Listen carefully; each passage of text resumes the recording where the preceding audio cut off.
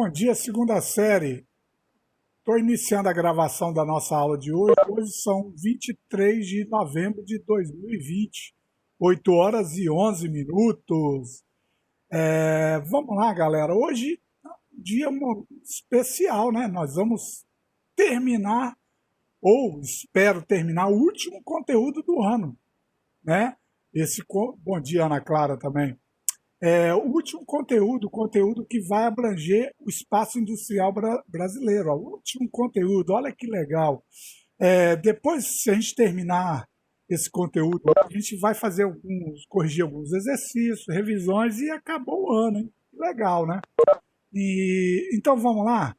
O objetivo da nossa aula, justamente como eu havia falado, é iniciar e terminar esses conteúdos sobre industrialização brasileira. Eu quero ser bem rápido, objetivo, ter a participação de vocês, é essencial, né? É um grupo que participa aí, eu gostaria que mais pessoas participassem das aulas também, beleza? Vamos lá, vamos começar o conteúdo caracterizando a industrialização brasileira. O que é importante vocês entenderem? A industrialização clássica e a industrialização tardia. O Brasil, por ser um país em desenvolvimento, foi uma metrópole que foi explorada por europeus, principalmente portugueses, nós temos a característica de industrialização tardia. Então, três características do processo de industrialização brasileira. Industrialização tardia, substituição de importação, industrialização dependente e concentradora. Vamos relembrar esses três termos. Por que o Brasil ele está inserido na industrialização tardia? Porque ela chegou depois, né? Primeiro, quem chega, aquela industrialização clássica, bem característica de países desenvolvidos, dando início na Europa, na primeira Revolução Industrial, se estendendo para os Estados Unidos e Japão, principalmente, e alguns outros territórios. Já aquelas regiões periféricas que foram controladas, exploradas, colonizadas principalmente por europeus, elas iniciam o seu processo de industrialização de forma atrasada. Por isso que uma das características da industrialização brasileira, ela foi tardia. Ela chegou depois da industrialização clássica, mais precisamente no século XX. A industrialização clássica ela começa a avançar no século XIX. Aqui no Brasil ela vai vir bem depois. No Brasil e principalmente na América Latina, alguns países africanos, asiáticos, isso é de uma maneira predominante no mundo subdesenvolvido. Industrialização. Bom dia, João Lucas. Bom dia, Fernanda. Industrialização substitutiva é que substitui importações. Vocês se lembram? O Brasil, por muito tempo, foi um país agroexportador. Exporta quando vendemos, importar quando nós compramos. Então, o Brasil exportava produtos, café, cana-de-açúcar, provindo da agropecuária. E importava, comprava produtos industrializados já prontos. Automóveis, peças, máquinas. Então é aí que ocorre uma reviravolta, né? Os governos brasileiros, Getúlio Vargas e principalmente Juscelino Kubitschek, ele começa a incentivar as indústrias montarem suas fábricas aqui em território nacional. Então ele vai produzindo aqui o que antes ele substituía. Por isso esse nome de substituição de importações. Antes o Brasil importava máquinas, ele começa a produzir alguns tipos de máquinas aqui. Então ele está substituindo, está produzindo aqui o que antes ele comprava de fora. Então, outra característica. E uma industrialização dependente é que dependia muito de capitais, de tecnologia provindas de fora, do exterior, principalmente das empresas multinacionais ou transnacionais. As transnacionais foram instalando filiais aqui no Brasil e em outros países desenvolvidos, com isso produzindo aqui territórios. Então, o que elas traziam? Tecnologia, elas traziam empregos, lógico, pagavam impostos, elas tinham vários benefícios e ainda têm vários benefícios que o Estado brasileiro, o Estado federativo ou o município, ela concede a ela. Vocês viram aqui, ó, em frente ao trevo de Alto Laje, que está sendo construída uma filial da Ravan, uma empresa, uma multinacional dos Estados Unidos, né? Ela tem as filiais aqui no Brasil e o município de Cariacica atraiu, né, através de incentivos fiscais, essa empresa para se instalar aqui. Daqui um dia ela vai estar funcionando com vários incentivos. Ela vai trazer benefícios, gerar emprego, vai pagar alguns tributos, né, impostos. Porém, ela teve vários incentivos, redução de impostos, várias facilitações para ela se instalar aqui. Então, o município atraiu essa empresa de grande porte, que vai gerar vários empregos, entendeu? Então, é assim que funciona a busca, a manipulação dessas empresas transnacionais em territórios, principalmente em territórios onde é mais fácil ela barganhar. Ó, eu quero, para vir para Cariacica, eu quero isso, isso, isso e isso. Aí os representantes, né, o prefeito e outros representantes vão avaliar e vão dar um sinal verde ou vão barrar essa entrada. Então, muitas vezes elas conseguem. Então, muito atento a isso aqui, tá? Avançando aí, nós temos também 3 fases da industrialização brasileira. A gente pode falar a primeira revolução industrial brasileira, a segunda e a terceira. A primeira revolução industrial, olha só quando ela dá início. Lá na época de Getúlio Vargas, um dos maiores presidentes que o Brasil já teve, né? Ele conseguiu criar várias situações de avanço econômico, como, por exemplo, criou a Companhia Siderúrgica Nacional, a Petrobras, a Vale do Rio Doce. Olha lá o modelo que ele implantou também, ó, substituindo importações, ó, ele atraía empresas, o Estado também intervia muito, porque essas empresas eram do Estado, pertenciam ao Estado-nação, ao Estado brasileiro. Ó. Lá em Volta Redonda, a Companhia Siderúrgica Nacional, a Petrobras, com sede no Rio de Janeiro e vários outros estados, a Vale do Rio Doce, que tem sede também no Rio de Janeiro, mas atua muito no Espírito Santo, em Minas Gerais. Né? Então, o Estado aqui, ele criou empresas para iniciar um tipo de industrialização. Importavam tecnologia. Essa é a primeira forma de industrialização, de produção de série. Por isso que a gente classifica esse modelo como a primeira revolução industrial. Calma, gente. Não confundam com a primeira revolução industrial lá de meados do século XVIII, XIX, com essa aqui. Essa aqui, quando a gente fala de território nacional, olha como é muito mais tardia do que aquela própria primeira revolução. Por isso que vocês têm que saber identificar fatos, ordens cronológicas, né, para vocês identificarem fatos. A segunda revolução industrial brasileira, ela vem principalmente na era JK, Juscelino Kubitschek. Juscelino Kubitschek foi um dos presidentes que mais incentivou o desenvolvimento econômico brasileiro, atraiu empresas automotivas, mais empresas multinacionais. É aí que o Brasil avança de forma acelerada em seu processo industrial. Foi principalmente a partir do governo de Juscelino Kubitschek, na segunda Revolução Industrial.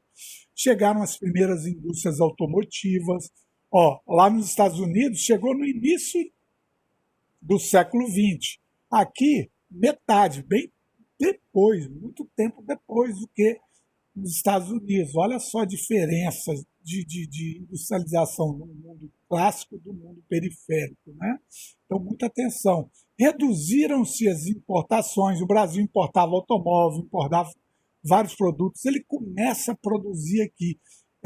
Esse modelo de substituição de importações contribuiu que o Brasil se tornasse atualmente a oitava potência econômica do mundo. Tá?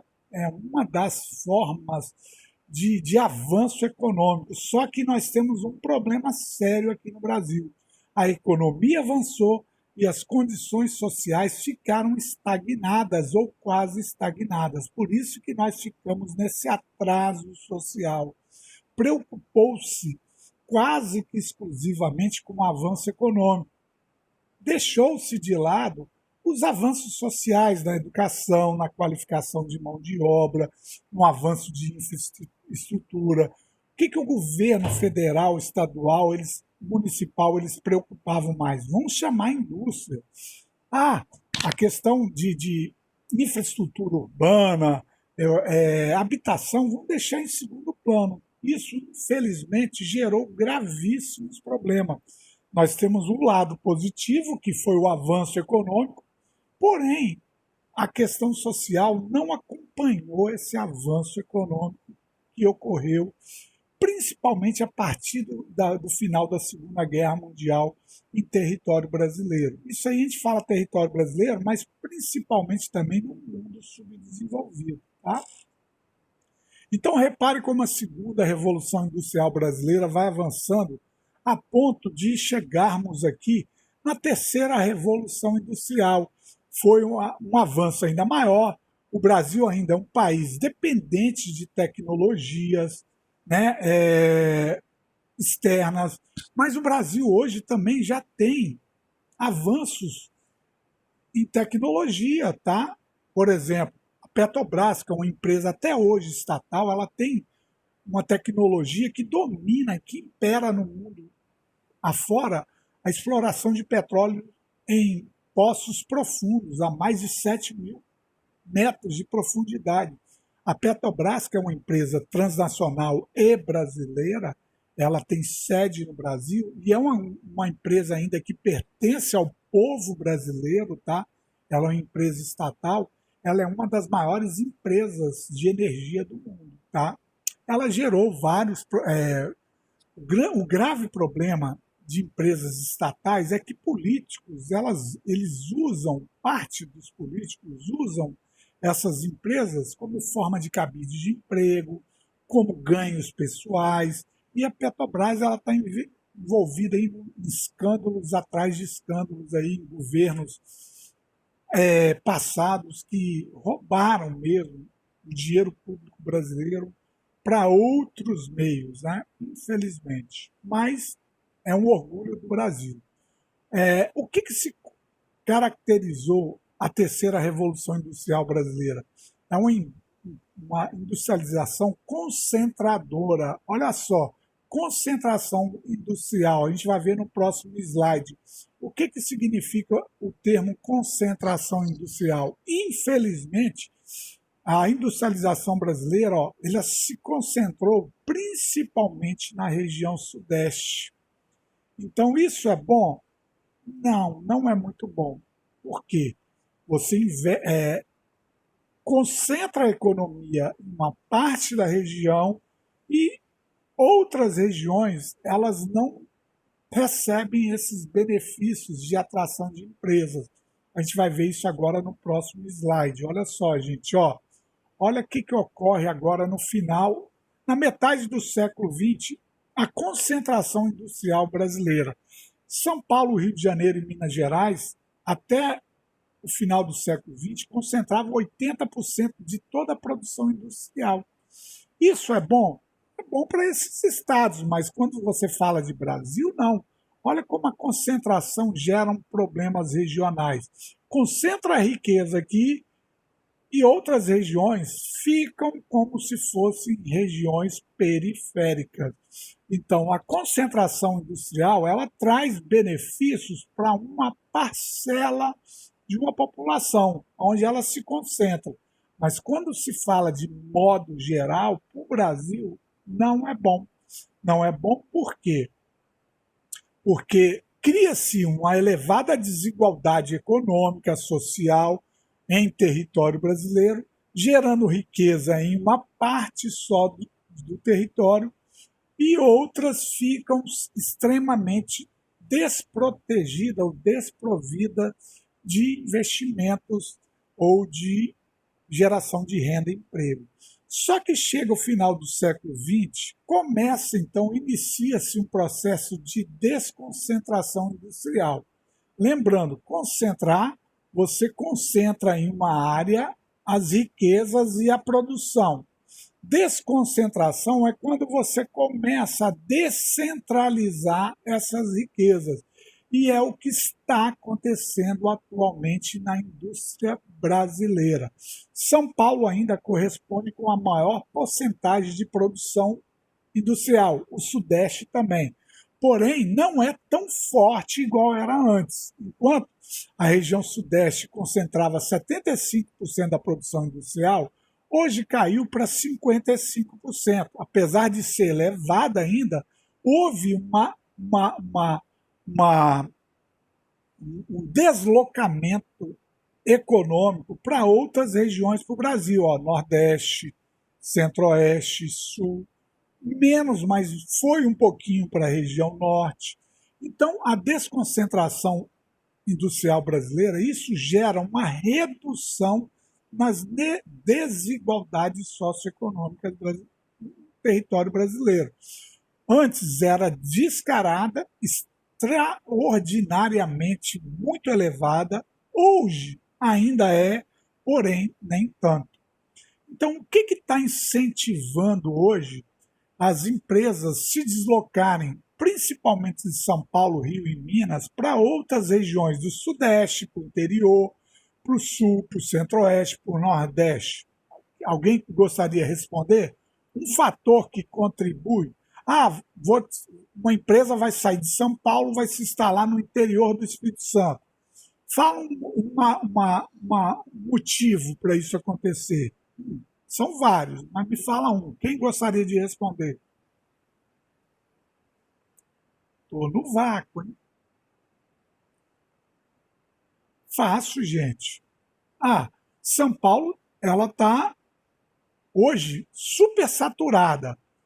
A vida lá, a mobilidade, a produção, ela está mais custosa. Por exemplo, enquanto eu pago um trabalhador de São Paulo R$ 5.000, eu vou para o Nordeste e pago 1.500. Eles buscam mão de obra barata no Nordeste, no interior de outras regiões. Eles buscam novos mercados consumidores. Eles buscam incentivos fiscais. O que são incentivos fiscais? Enquanto uma empresa paga 100 de impostos em São Paulo, ela vai lá para o estado da Bahia, paga 20.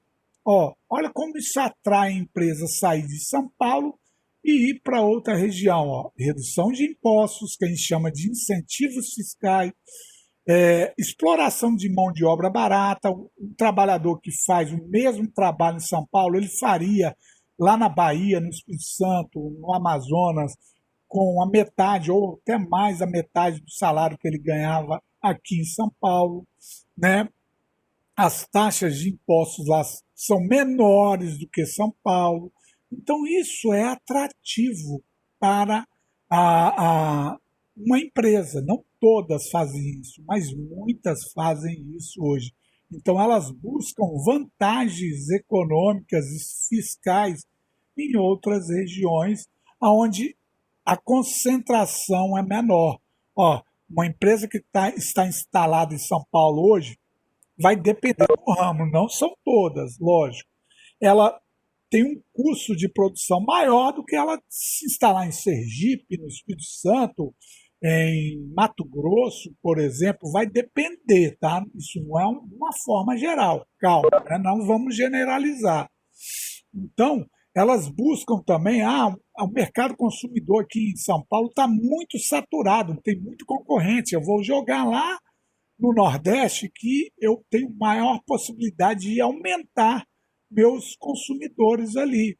Então, buscam vantagens para essa desconcentração industrial. Dúvida nos termos concentração e desconcentração industrial? Alguém quer fazer alguma pergunta? Vou beber a água enquanto eu espero aí. Vamos lá. Cadê o povo que está devagar hoje?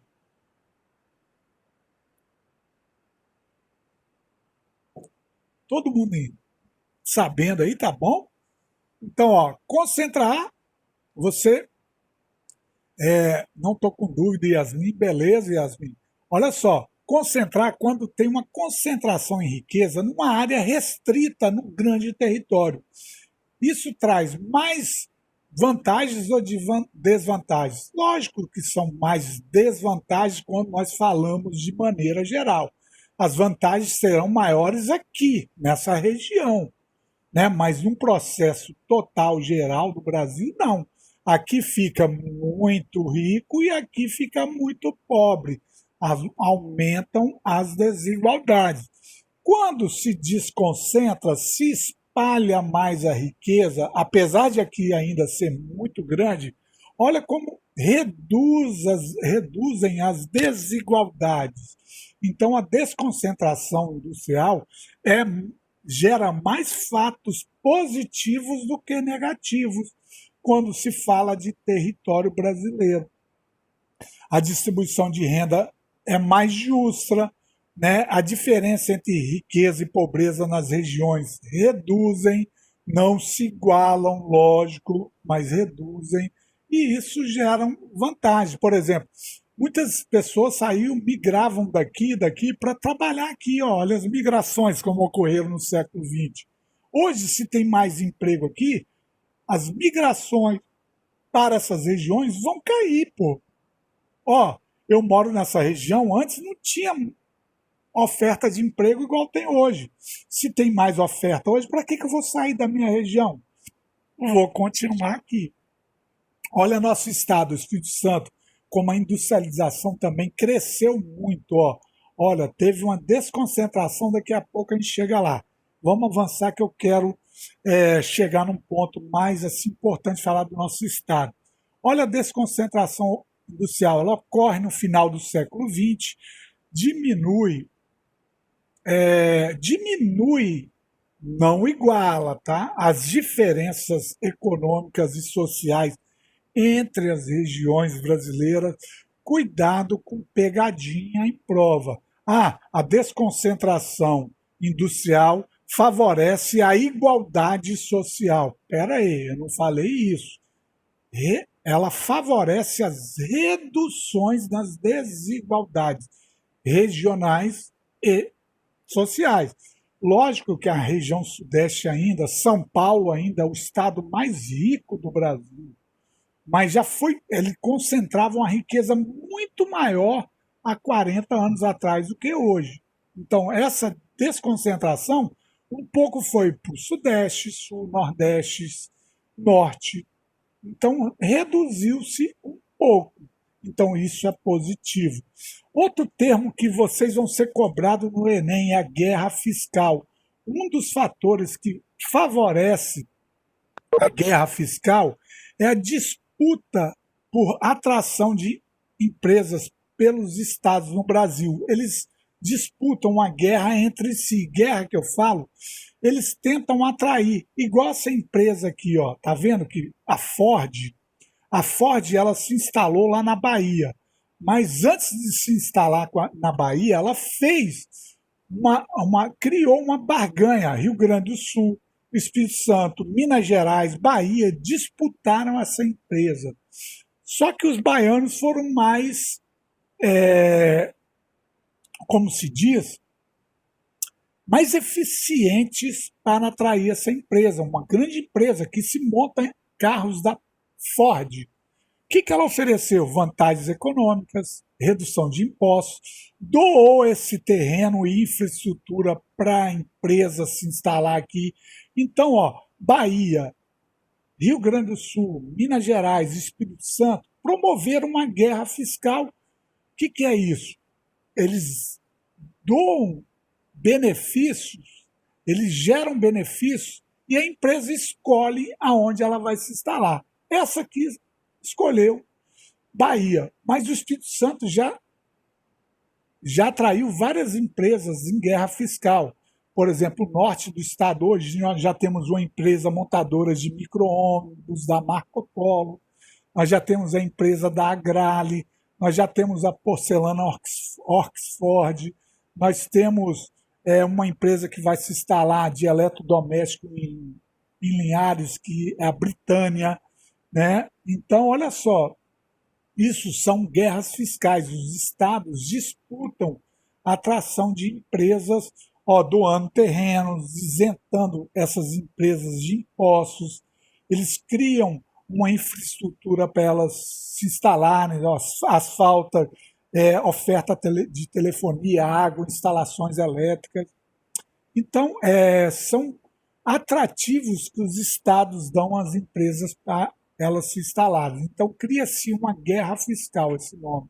A deseconomia de escala é quando você tem a desconcentração industrial, quando a região sudeste, principalmente São Paulo, ela vai perdendo empreendimentos para outras regiões de periferia no Brasil, no Nordeste, no interior do Sudeste, no Centro-Oeste. Então, são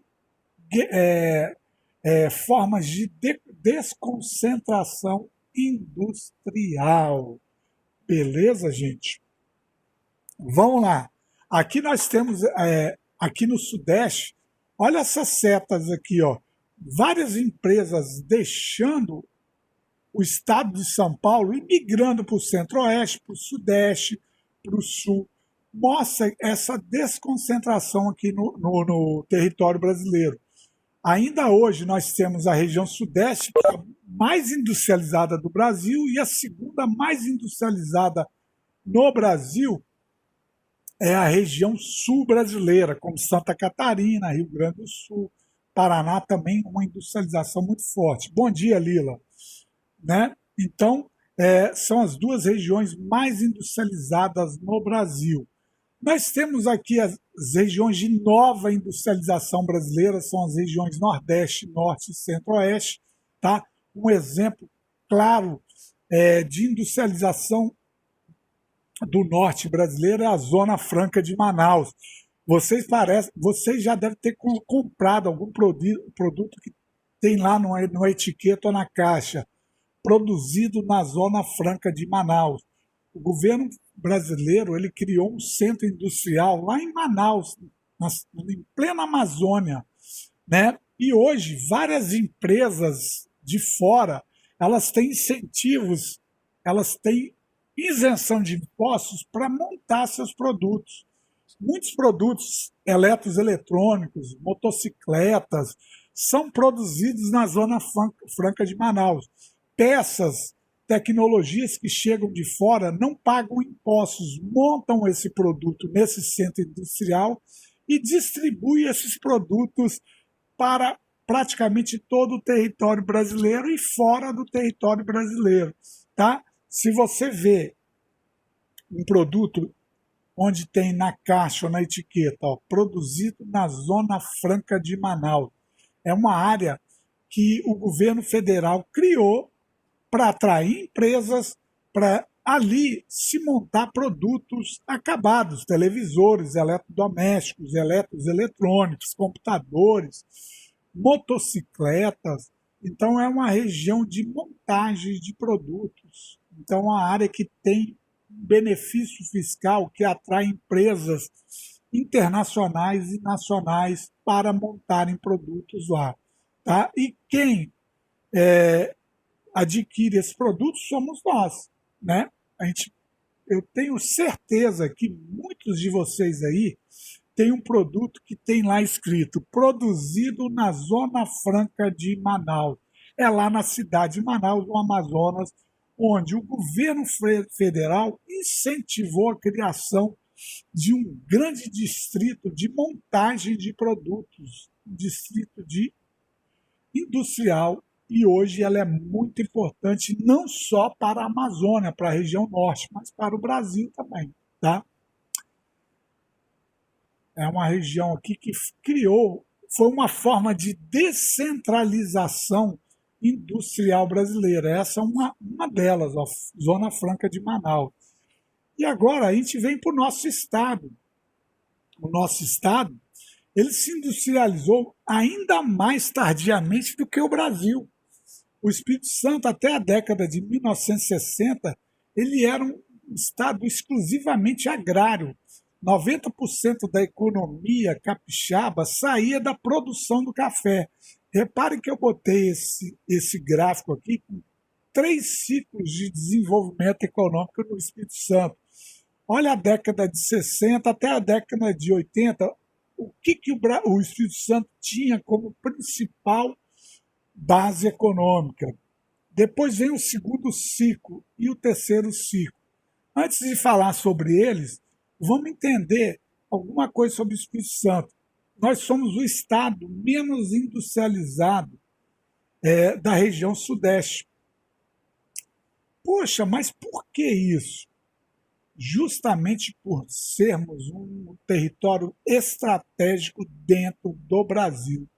Na época que o Brasil era uma colônia portuguesa, os portugueses eles praticamente desativaram, proibiram qualquer tipo de atividade comercial na capitania hereditária do Espírito Santo. Sabe por quê, gente? Porque nós estamos no litoral e nós temos ali, a oeste do nosso território, a região de maior produção de minas naquela época, que hoje nós temos o estado de Minas Gerais. Reparem, naquela época, no século XVIII, principalmente, os portugueses exploraram minas no centro-oeste, principalmente nas Minas Gerais. E o Rio Doce, que é um rio que nasce em Minas Gerais e corta o Espírito Santo, deságua no Oceano Atlântico no Espírito Santo, era o principal caminho ou rota de possíveis contrabandos e ataques, invasões de estrangeiros nas minas que eram exploradas pelo governo português. Então, por muito tempo, proibiu-se a exploração, a ocupação de determinadas áreas na capitania do Espírito Santo. Por isso que a gente tem um avanço econômico menor quando é comparado a Minas Gerais, São Paulo e Rio de Janeiro. Tanto que foi criada a Rota Imperial do Ciclo do Ouro, a rota mais eficiente, mais curta que nós teríamos na época, é a rota pelo Rio Doce, que ia sair aqui no Espírito Santo. Mas, estrategicamente, o governo português ele fez o quê? Ele mudou essa rota e foi para o Rio de Janeiro, aquela rota. Fechou a capitania do Espírito Santo e isso, ao longo de mais de 200 anos, contribuiu para esse atraso econômico do Espírito Santo em relação aos estados vizinhos aqui. Enquanto Minas, Rio, São Paulo exploravam o comércio, aumentavam o comércio, a nossa região aqui, primitiva, pacata, fechada, desocupada parcialmente. Então, foi um dos problemas dessa diferença econômica entre os 4 estados da região sudeste. Porém, o nosso estado vai criar uma reviravolta, principalmente a partir da década de 70. Chegou uma crise do café, vocês devem ter estudado isso em história, e o ciclo do café chega em crise. Foi o período da erradicação de cafezais. O Espírito Santo, praticamente mais de 90% de sua economia era voltada para o café. Tiveram que derrubar, queimar pés de café. E o Espírito Santo, a sua economia entrou em colapso. É aí que o Estado brasileiro começa a investir na industrialização brasileira. Começam a chegar as primeiras indústrias no Espírito Santo, de porte, a Vale do Rio Doce, a antiga CST, hoje a ArcelorMittal, e eram empresas estatais. A sua localização geográfica e as minas de minério de ferro de Minas Gerais contribuíram para essa industrialização do capital estatal e privado internacional. É aí que inicia-se, no segundo ciclo econômico, a industrialização do Espírito Santo.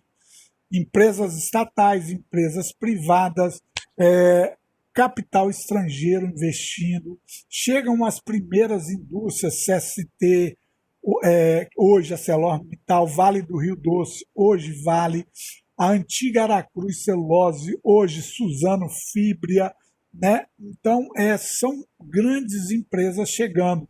E o terceiro ciclo econômico, nós estamos nele, avançando com atividades de petróleo, diversificando a economia capixaba. O Espírito Santo hoje tem vários atrativos econômicos, a sua localização geográfica, o seu